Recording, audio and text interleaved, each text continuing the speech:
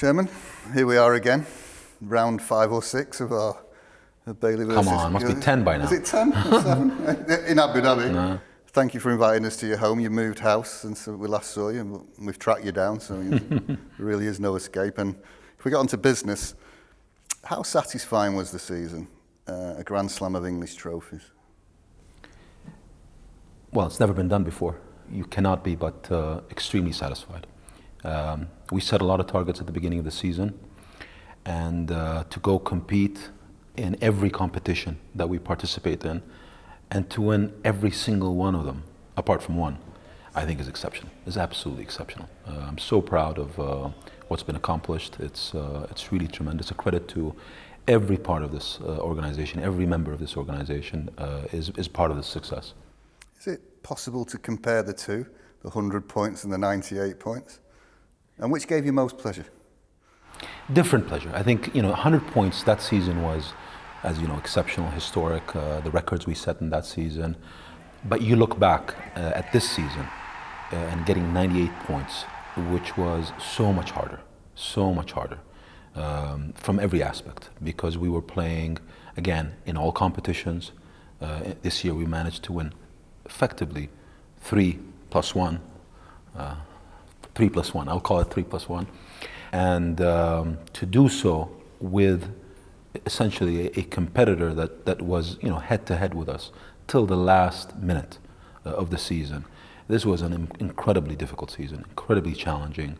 So it's a different type. I mean, last year, if you remember, for the 100 points, we kind of breezed through the last 2 months in terms of the Premier League. This year was different. No, this year there was no breezing through.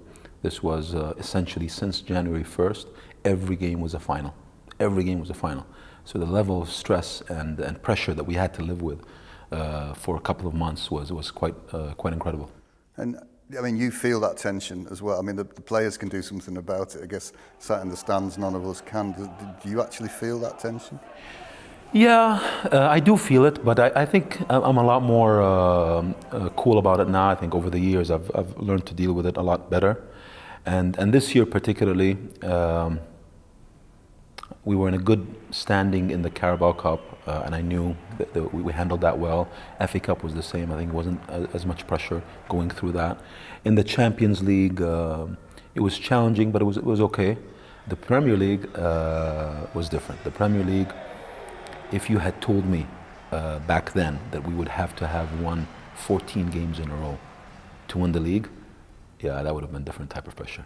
I knew it was going to be tight, but I didn't expect, to be honest, that the way it was going to play out, that we needed to win every single one of those last 14 Premier League games to actually win the league. And how much interaction in that time did you have with Pep?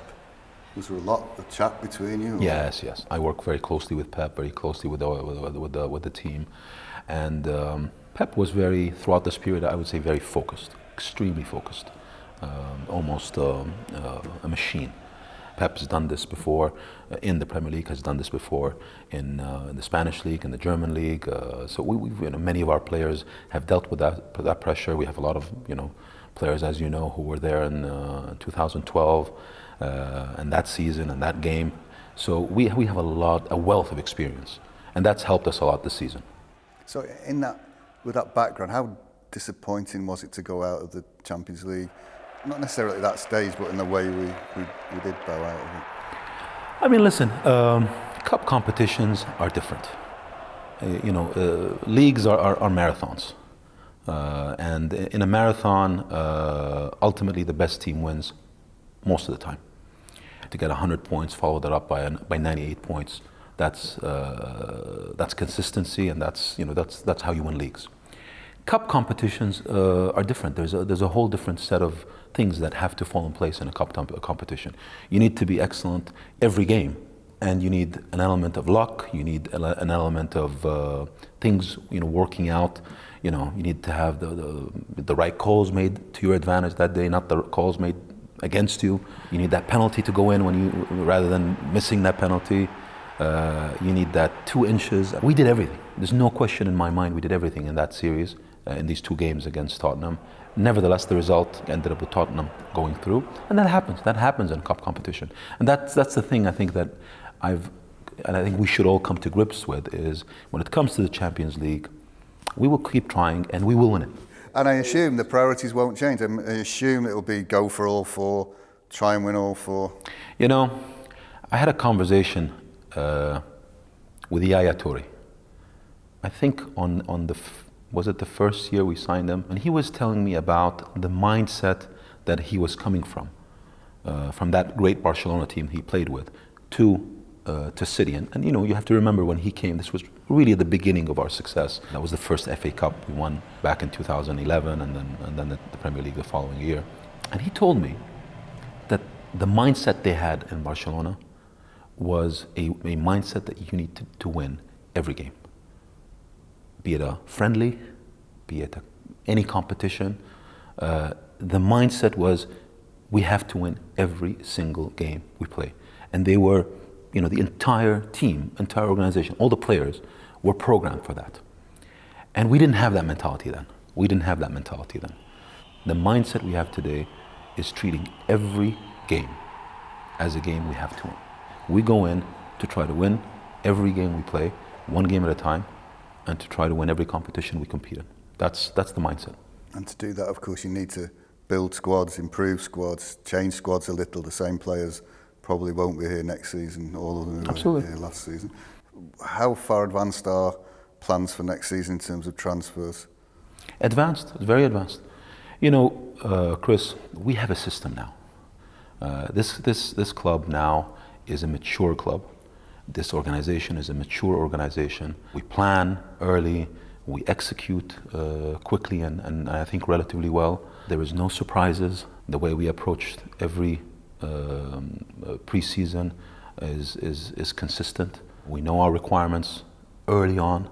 We start, you know, our scouting very early. We start, you know, the conversations between the football director, the manager. We start the budgeting process early. By the time the season is over, before the season is over, we know exactly what we need. And we've already started planning and we've already started the necessary approaches. That's actually one of the things we get credit for. I mean, we'll come to it later, but we've not had a lot of credit for an awful lot of things this season. But that is one thing everyone talks about, is that City are an organised club. Everything's in place from top to bottom. Everyone knows what they're doing and it runs like clockwork. And that's not an accident. No, it's not an accident, Chris. It's not an accident. You know, it's no secret. You see the correlation between good organization, good planning, good investment, and results. There's the direct correlation. And if you look at particularly the last 2 years, 6 trophies in the last 24 months. That's a result not of the last 2 years, it's a result of the previous 4 or 5 years to get to that point where you can do so. I go back to that winning mentality, that winning mindset, the appreciation by everyone involved in what needs to be done, and that hunger that is continuously there. I mean, this organization is not designed to sit down and just be content. It's always about looking at the future. It's always about winning. It's always about getting better. You look at the list of all these players that we've invested and brought into the organization. They came in as young players, highly talented, and at a value that maybe at the time was considered maybe high, but has shown clearly over the last months and years that we've invested very wisely, and that the value has appreciated significantly, and in some cases quite significantly. So I think we've invested well, and I think you should expect the same. You should expect the same, because it's the same system, it's the same people, it's the same organization, and we'll keep doing that. So that leads me to the profile of the signings. The days of signing ready-made superstars, age 28, 29, 30, are they gone forever? You'll see a consistency of what we've been doing over the last couple of years, which is buying younger players with a high potential. We've done that, and as you've seen also, we've renewed the contracts of most of these players. But you look at Gabriel Jesus, you look at Sané, you look at Ederson, you look at Sterling, you look at Bernardo Silva, you look at Laporte. I mean, these players have not peaked. We sign them, we make sure they have long-term contracts with us. We manage that contractual relationship, I think, extremely well, and the timing of these renewals extremely well. Some of them we've renewed a year after signing them. Why? Because they've deserved it. And I think that's very important in managing our people. is they are fairly compensated to what they deserve within the marketplace. Now, it doesn't mean, just to answer your question, that we wouldn't sign a 26 or a 28-year-old. No, if that is the need, I mean, if you look at what we did last year, bringing in Riyad Mahrez, I mean, Riyad Mahrez falls into that category. And yes, we needed another talented, experienced player in his peak, or approaching his peak, and that's what we needed, and that's what we got. So we will do that too. But the strategy in general is more focused towards investing in the younger players. Someone at the other end of that spectrum, Vincent Kompany, who waved goodbye. Can you describe what he's meant to the club over the last 10 and a bit years, 11 years? So with Vincent, you know, I have a very special place for Vincent in my heart and my relationships within this club, because Vincent was probably the first player I interacted with when I first became chairman of this club. Vincent had just been signed. He was young, but you can tell from day one there's something special about Vincent, and he's been a giant to this club. The word legend, yeah, I don't use it lightly, but he's truly a legend. What he's accomplished for us, you know, as a captain, as a player, as a leader both on and off the field, Vincent is really, you know, Mr. Manchester City. And I think it's a massive loss. There's no question about that. There's some players always in the history of any club that are irreplaceable, and Vincent is irreplaceable. But time is time. And players reach a point in their career where they have to make a decision. Vincent came to me after the Leicester City game, and I think in that moment, that's when he made up his mind that what he wanted to do was to end his career on a high. We knew, and he knew, that the probability of finishing with that treble was going to be high, and in his mind, he wanted to leave on top, at the peak of his performance. You know, Vincent sees himself certainly in his career going into coaching, and I think having that opportunity to go back to his home team, to coach Anderlecht and to play as a player coach, I think was a very unique opportunity, and for that time. So I think for him the stars kind of lined up, and it made sense. From a footballing sense, I think he made absolutely the right decision. And I told Vincent, whatever you decide, I'm behind you 100%. And he ultimately took that decision. So we will miss him. We will miss him, no doubt about that. We will give him, I think, the right tribute. His testimonial will be an amazing event that I'm looking forward to. And this club will respect Vincent in the way he deserves. And I'm confident the story of Manchester City and Vincent Kompany is far from over. Well, I was going to end with that. Is it goodbye or au revoir? No, it's not goodbye. It's certainly not goodbye. Vincent will be part of this, is part of the family, will always be part of the family. And this journey continues, and I have a feeling, for sure, a good feeling, that we will be seeing Vincent back here in some capacity at some point in the future. And something you might not have such a good feeling about, despite the success this year, we still seem to be the centre of a lot of negative commentary from in England and from around Europe. Every day there seems to be a new negative spin on something we've done. Javier Tebas was talking about how gas money and oil money were driving up the prices of footballers or distorting the market. And how do you feel when you? I mean, it tires the fan in Manchester. I know it tires them. How does it make you feel? Well, let me answer this in two parts. In football, I think people know what Tebas is about. I think he sees himself, or he plays the role of a politician. So I think he plays to his constituency, whatever that might be. So he says what I think he wants to say and what riles his constituency.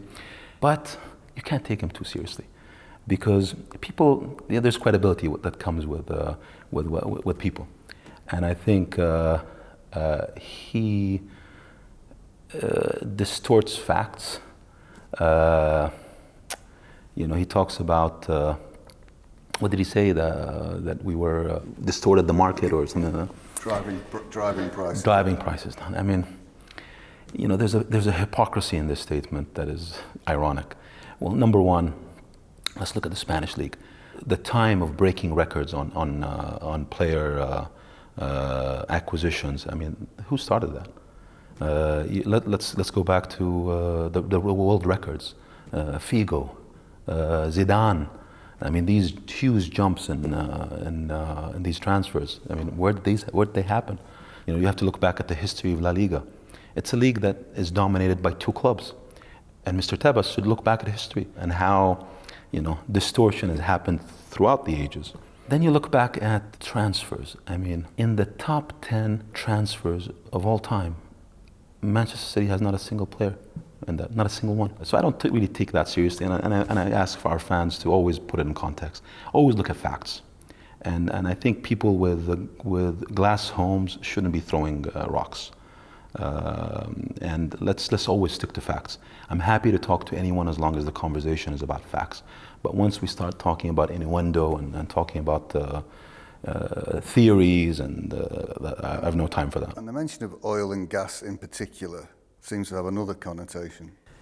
I think there's something deeply wrong in bringing ethnicity into the conversation. I mean, this is just ugly. I think the way he's combining teams just because of ethnicity, I find that very, very disturbing, to be honest.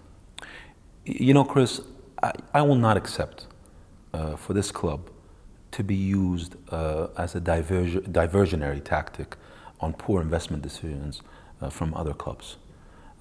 People make decisions; they got to live by them. We've managed ourselves well. And we will be judged by facts and facts alone. I mean, we're a well-run club. I mean, that's a fact. It's a well-managed wage to revenue ratio that compares to some of the best-run clubs in his league, in La Liga. But frankly, in all of European football, we've crossed the £500 million revenue milestone at this club. Our investments, you look at all our investments in the last couple of years, it's been consistently outperforming in terms of players and in terms of performance on the pitch. You look at the results again. So I think that there's nothing for me to be ashamed of. It's the opposite. Let's go back into Manchester. 10 years ago, Sheikh Mansour made a commitment to this club and to this city. And you look at 10 years on. Did he make that promise, and did he fulfill that promise? Absolutely yes. You just have to walk around in Manchester and ask the people of Manchester. And by the way, both sides, I've heard that from Manchester United fans. A real appreciation to what's been done in Manchester. We've not taken money out of this game. We've consistently reinvested in this game and grown this business. Is this bad for football? It does appear that Mr. Tebas has a special place for Manchester City in most of his commentary. Well, listen, I don't think it's just an attack on Manchester City. I think there's a clear attack on the Premier League, and that's been consistent coming from that way. I mean, let's not forget, this is the best league in the world. And if you look at this season, there's no better testament to this statement where the two European competitions, the Champions League and the European Cup, are being, their finals are being competed by English teams. You have 4 Premier League teams competing in the 2 European finals. That's a fact. And that bothers a lot of people in many places. I find it very strange, coming back here in the UK and in England, we have to be protecting that. We have the best league in the world. We have the most commercial league in the world. We have the most successful clubs in the world, economically, commercially, I think in terms of global presence. This is a special league. And going back to Mr. Tebas, that's why this attack is not just on Manchester City. This attack is against this league, and I hope people start seeing that and I know people don't want to defend Manchester City, but for God's sake, start defending this league. Nevertheless, for each of the trophies we've won this year, 4 of them, we have investigations looking at the club. How are they panning out? Do you feel uncomfortable about any of them? And more importantly, how disappointing is it that it seems from the outside looking in that some Premier League teams have also been pushing for these either sanctions or inquiries. So am I uncomfortable? No. I think I respect regulatory bodies doing their job. And any regulatory process that asks questions, we have to, I think, professionally respond to, which is what we've done. We are dealing with each one of these entities as per the process. We have clear answers. I believe quite comfortably if the process is going to be judged on facts, then unquestionably we will prevail. If it's not about facts and it's about other things, then it's a different conversation. But I certainly hope that these regulatory bodies ultimately will make decisions based on facts. Now, having said that, just going back on this wave that we are dealing with, I think, listen, it's I'll be philosophical about this. We've dealt with this before. I mean, with UEFA, this is not the first time. We're going to go through the appropriate steps. And we're confident in our position. We're very comfortable in our position. I'm not concerned about that because facts will prevail. But having said that, in sports in general, and you know that, Chris, with success, there's a certain level of jealousy, envy, call it whatever that comes. That's part of the game. When Manchester United dominated the Premier League for many years, they know what they had to deal with for so many years. That's part of the game. It's not easy for our competition, we know that. By the way, the football world is very small, and word comes around very quickly. So, when someone somewhere in a leading position in any club says something or briefs something, guess what? We know about it. But the reality, we didn't buy the most expensive player in the Premier League. We didn't buy the most expensive goalkeeper. We didn't buy the most expensive defender. We didn't buy the most expensive midfielder. We didn't buy the most expensive striker. So when people throw what they throw at us, I go back, let's look at facts. Look at the facts, let's talk about facts.